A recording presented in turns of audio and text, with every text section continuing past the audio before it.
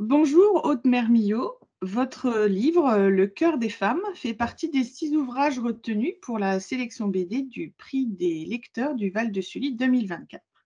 Vous avez accepté de nous accorder cet entretien à cette occasion et nous vous en remercions. Pour commencer, pouvez-vous nous parler de vous et de votre parcours? Eh ben, bonjour, je suis ravie d'être avec vous. Moi, je suis plutôt autodidacte, donc j'ai fait ma première BD à 27 ans.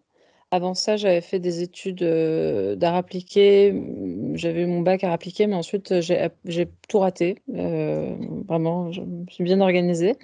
Donc, j'ai raté un BTS, j'ai raté les beaux-arts, j'ai raté une formation pour faire des sites internet. Enfin, voilà. Donc, j'ai fait plutôt des petits boulots de serveuse, de choses comme ça. Et en revanche, j'ai commencé à voyager seule. Donc, j'avais ouvert un blog à l'époque, voilà, sur le voyage en solo et que j'illustrais. Donc, ça a été un peu le début de la reprise du dessin. Et j'avais écrit donc un dossier pour un concours, le prix Raymond Leblanc, pour une première BD. Et en fait, j'ai obtenu ce prix à mon grand étonnement. Et donc, ça a permis, voilà, de lancer la carrière de BD parce que c'était au Lombard, donc dans une maison assez grande, et avec les moyens financiers pour pouvoir le faire aussi. Voilà. Et par la suite, après, bah, voilà, j'étais autrice de BD à temps plein. Très bien. Et pouvez-vous nous présenter votre BD maintenant, nous raconter son histoire? En fait, elle commence un peu à la BD d'avant, l'histoire du cœur des femmes, parce que la précédente BD qui s'appelle donc Il fallait que je vous le dise, Mhm. est un récit autobiographique sur l'IVG, où en fait la moitié du livre est dédié à Martin Winkler, où je raconte son parcours à lui de médecin, voilà, donc c'est sa biographie. Et parce que j'avais lu Le cœur des femmes, moi, au moment où j'avortais, justement, donc à 24 ans. Et voilà, j'avais trouvé ce mec assez génial, donc je l'ai contacté parce que je savais qu'il vivait à Montréal, quand moi j'y vivais aussi, et je lui ai proposé, voilà, de raconter son histoire, en bande dessinée. Et donc par la suite, lui, il avait en tête une adaptation de son roman Le cœur des femmes. C'est l'éditeur qui me l'a proposé sans savoir qu'on travaillait déjà ensemble, c'était un peu un concours de circonstances, et en fait, j'ai dit non au début, parce que j'étais pas encore arrivée à la moitié de Il fallait que je vous le dise, et j'avais peur enfin, j'étais pas sûre d'avoir envie de refaire 2 ans sur la gynécologie, mais on s'entendait tellement bien avec Martin Winkler que ça m'a quand même un peu travaillé. Donc j'ai relu le roman que j'avais pas lu du coup depuis à peu près 10 ans, pour voir aussi s'il y avait quelque chose à faire d'intéressant sur une adaptation. Et finalement, voilà, donc j'ai embarqué avec lui pour cette adaptation.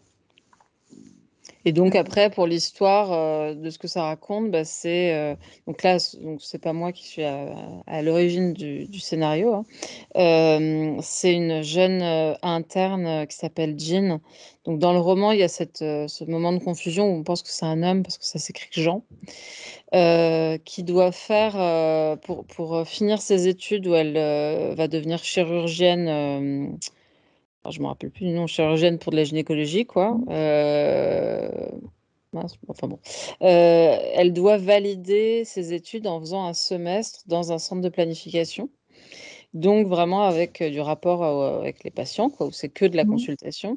Et elle, ça la tente pas du tout, ça l'énerve beaucoup parce qu'elle déteste le rapport avec les patients. Elle a envie vraiment d'être en salle d'opération. Et donc elle est vraiment le parfait petit produit des études de médecine, donc très patriarcal, avec vraiment de la hiérarchie, avec un rapport très sachant, voilà, par rapport aux patients.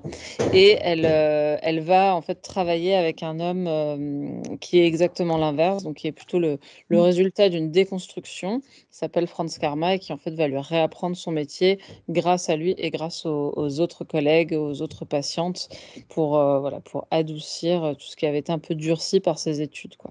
Mhm. Et dans vos autres ouvrages, habituellement, vous créez le scénario aussi, vous ne faites pas que les illustrations. Est-ce que c'est plus compliqué d'adapter une œuvre, l'œuvre de quelqu'un?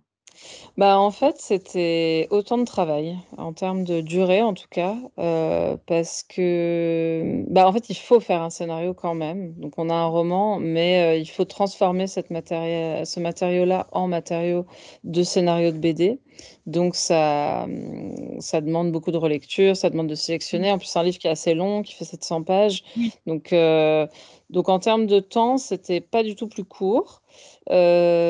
Mais moi, on va dire que ça m'active un peu les mêmes choses que quand je fais un scénario entièrement. C'est-à-dire que c'est vraiment la partie mise en scène, quoi. Mm. Comment est-ce que cette scène-là, je vais pouvoir choisir où est-ce que je vais placer la caméra. Et voilà. Donc, moi, j'ai trouvé que c'était vraiment super intéressant. Et en plus, dans le rapport avec Martin Winkler, c'était hyper chouette parce qu'il avait pas du tout envie d'avoir de main mise dessus. Il avait vraiment envie que ça devienne un autre objet et donc évidemment je lui faisais relire le scénario, Mm. je lui envoyais le storyboard, mais à part sur des détails médicaux où je pouvais m'être trompée, Mm. voilà, il m'a jamais, voilà, il est jamais intervenu vraiment. Il a vraiment la joie de voir son œuvre se transformer, quoi. D'accord. Et vous qui avez l'habitude du coup de tout faire, est-ce que ça vous plairait un jour de confier vos mots à un autre illustrateur ou Bah, c'est déjà illustratrice? le cas en fait. Ah bon? C'est dans les tuyaux. Ça sort en mai. Ah, La première aventure sort en mai. Donc, c'est un récit dont je suis co-scénariste avec Jean-Louis Tripp, dessiné par Horn, sur comment mai 68 est intervenu mmh, plutôt dans la ruralité, dans un petit village du Tarn-et-Garonne. Et là, j'en ai signé un également où je suis, scénariste avec une dessinatrice et bah, moi, je trouve ça génial, c'est pas du tout la même façon de travailler. Bon, déjà, en termes de temps, c'est hyper chouette parce que, moi, j'ai plein d'envie de raconter des choses, mais à les dessiner, ça prend un temps fou. Donc, mmh, là, au moins, il y a des histoires qui peuvent exister, sans que ça me prenne tout mon temps et avec, en plus, le regard et la couleur de quelqu'un d'autre qui vient s'ajouter. Donc mmh, ça enrichit vraiment beaucoup le récit. Et, euh, et en plus, voilà, c'est un accompagnement de dessinateur, mais qui m'accompagne aussi. Enfin, je trouve que c'est vraiment un vase communicant que moi je découvre. Je suis assez nouvelle là-dedans et je trouve mmh, ça hyper chouette. Ouais. très bien. C'est vrai que, en fait, j'ai interviewé Jean-Louis Tripp la semaine dernière et c'est vrai qu'il nous avait parlé de votre projet. Mais je pensais que vous faisiez, le scénario à 2 et les illustrations à 2 en fait, Non, on est tous les deux scénaristes et il y a un dessinateur qui le fait. qui est fait en plus, d'accord. Et est-ce que vous avez un rituel quand vous créez, une BD? Bah, il y a vraiment des étapes différentes, selon est-ce que je suis en train d'écrire le scénario? Est-ce que je suis en train de faire, le storyboard ou est-ce que je suis en train de dessiner? Donc ça utilise pas du tout les mêmes, la même portion de cerveau.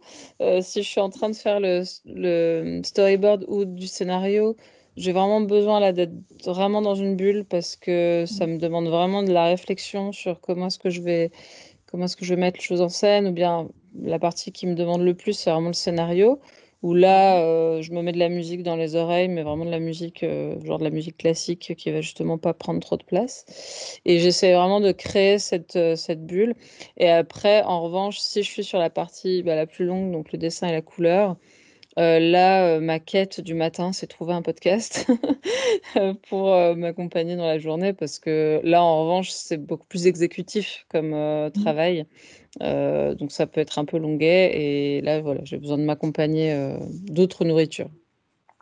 très bien. Et quand vous créez du coup, qu'est-ce que vous cherchez? Est-ce que vous avez envie de transmettre, de surprendre le lecteur, de provoquer les émotions? Bah, un peu tout ça, mais en fait, moi, ce que je trouve, assez, en tout cas sur la partie, scénario, c'est là où ça me saute le plus aux yeux. C'est à quel point, parfois j'ai un peu l'impression d'être une espèce de véhicule pour quelque chose qu'on partage tous, quoi. Où moi je vais essayer de capter des émotions, humaines, que je veux faire vivre à mes personnages, et je vais essayer de les retransmettre avec le plus de justesse possible, justement pour que ça puisse, aussi être reçu dans les bah, voilà, dans les vies intimes des lecteurs et c'est ça, je trouve, c'est vraiment cette musique-là, comment est-ce que je vais pouvoir, être au plus juste pour que ça touche un peu à l'universel, pour que ça puisse, Mmh. résonner, dans les vies intimes des gens et de ce point de vue-là, j'ai l'impression qu'une fois que ça, c'est gagné, et ça se voit enfin, moi, quand je relis les scénarios, je le vois très vite, les moments où je me suis plantée, par exemple, «Ah bah non, là, ça sonne pas juste. Ah bah non, là, l'émotion, elle est trop grande ou au contraire, elle est pas visible». Parce que et quand je vois que ça marche, c'est que moi-même, je suis embarquée dans mon propre truc, Mmh. quoi. Où je vais repleurer en lisant mes scénarios, voilà et où j'ai l'impression que c'est plus moi qui l'ai écrit, que c'est vraiment le personnage qui vit sa propre vie et qui Mmh. devient quelqu'un de touchant même pour moi. Et ça, quand c'est gagné, bah, j'ai l'impression que ça unifie un peu les gens, à savoir même quelqu'un qui n'a pas du tout vécu le truc dont je vais parler Mmh. va quand même pouvoir être impacté, voilà. Très bien. Et pour finir, alors vous nous avez déjà parlé d'un ou 2 projets, mais est-ce que vous avez d'autres, projets, dans les enfin vos futurs projets? Bah, là, je termine, dans la douleur, mon livre qui sortira en septembre, je dis dans la douleur parce que c'est enfin, voilà, j'ai été malade, puis enceinte, puis Ah, avec un bébé, enfin bon, voilà, qui s'appelle «Éclore» et qui est donc une autobiographie, sur l'axe de la sexualité, enfin de la vie intime depuis l'adolescence à aujourd'hui. Et bah, le projet qui est scénarisé, ça parle de violence conjugale et celui que je dessinerai après moi, enfin voilà, après Éclore qui sort en septembre, là, c'est une fresque familiale, un peu transgénérationnelle où on va se promener dans la vie de 4 femmes d'une même famille en remontant le temps, donc en remontant jusqu'aux années, 40. Voilà. très bien, très bien. Eh ben, merci, pour toutes vos réponses et je vous remercie donc en mon nom évidemment, mais aussi au nom des élus, des collègues, bibliothécaires et bénévoles et puis de nos lecteurs qui vont, découvrir, grâce à vous découvrir grâce à cet entretien et puis, qui j'espère, vont avoir envie de découvrir votre belle BD. C'est Ça vrai que c'est une marche. belle adaptation, de c'est pas facile effectivement condensé en enfin, Mmh. bah, c'est une BD un peu épaisse, mais c'est vrai que ça devait être un sacré challenge de condenser, toutes les tout ce qu'il y avait dans le roman de Martin Winkler. Ça devait Ouais, pas bah, être c'était forcément du choix, hein. Il y a plein oui, de choses, qui oui. nous c'est pour ça que je conseille souvent les gens, qui ont lu la BD d'aller lire le roman parce que c'est un roman Mmh, qui se lit très facilement parce qu'il est oui. composé de plein de petits chapitres et il y a Mmh. plein de choses que j'ai pas pu garder, quoi, donc Oui, voilà. forcément, c'est vrai, plein de portraits, tout ça. Très bien. Eh bien, je vous remercie encore. Bonne journée. Au revoir. Au revoir.